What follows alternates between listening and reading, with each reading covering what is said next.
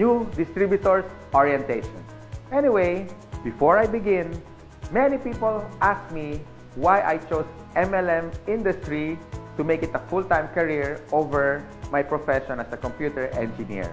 At first, you have to ask me why. I know you can relate to this. Even if you work every day, 8 hours a day, no time off, you cannot hire someone to do the job for you. But guess what? The boss will always make the money. You see, no work, no pay. It's always a linear income. But in MLM, I learned more than 20 years ago. They call it the law of leverage.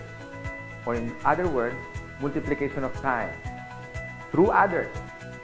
Leverage means you multiply your time. These are the things that rich people do that poor people don't. And I learned that at the age of 24. That's why I get rich. Someone asked me, if you want to leverage your time, why didn't I go to traditional business? Well, I witnessed at a young age, my grandparents went into construction business. My parents went into bus transportation and restaurants. And guess what? It's capital intensive.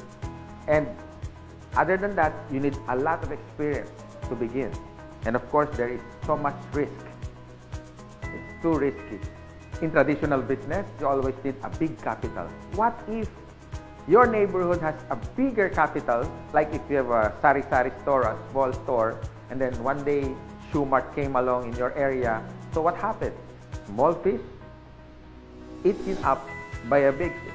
Nowadays, I have seen many traditional businesses close shop. They cannot cope up with rentals, with competition, and the important thing, innovation. And the worst part is, if you don't innovate, you're going to evaporate. Why?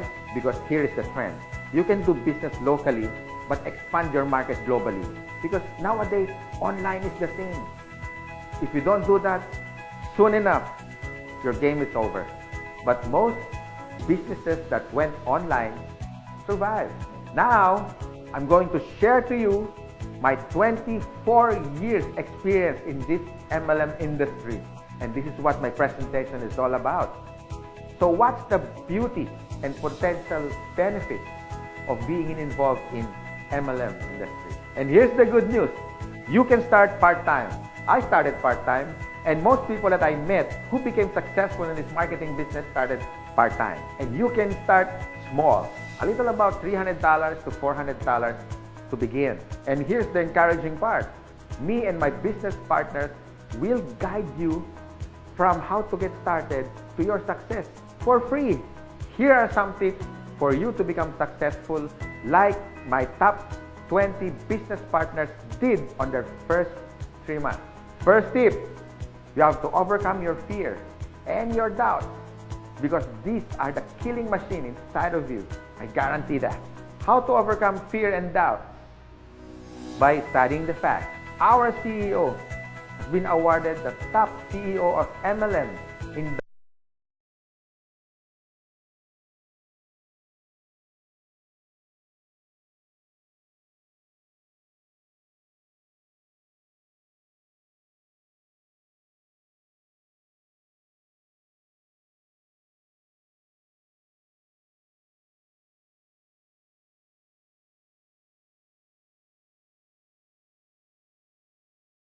too much, you get paralyzed. So I suggest get involved and take an action.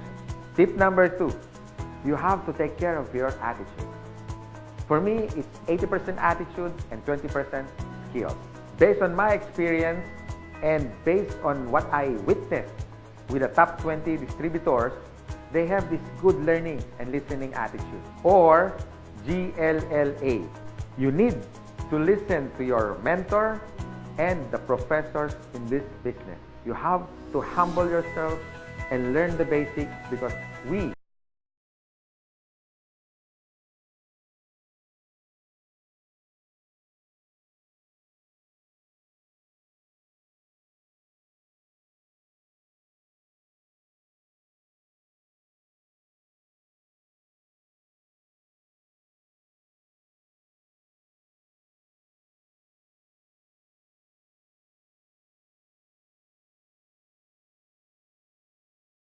My fourth tip is all about commitment.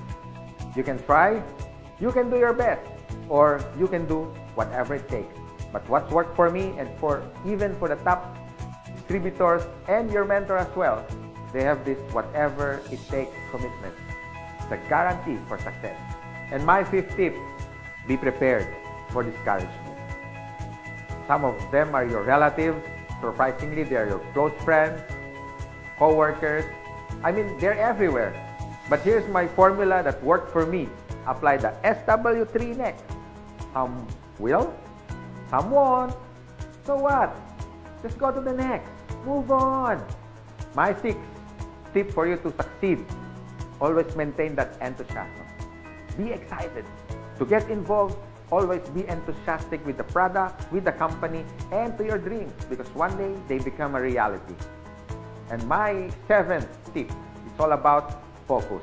And based on my observation, 90% of distributors who become wealthy beyond their wildest expectations have this focus. You can focus your energy in building your leaders, the leadership skills in you. You can also focus on building relationships. You can focus on money management, and the bottom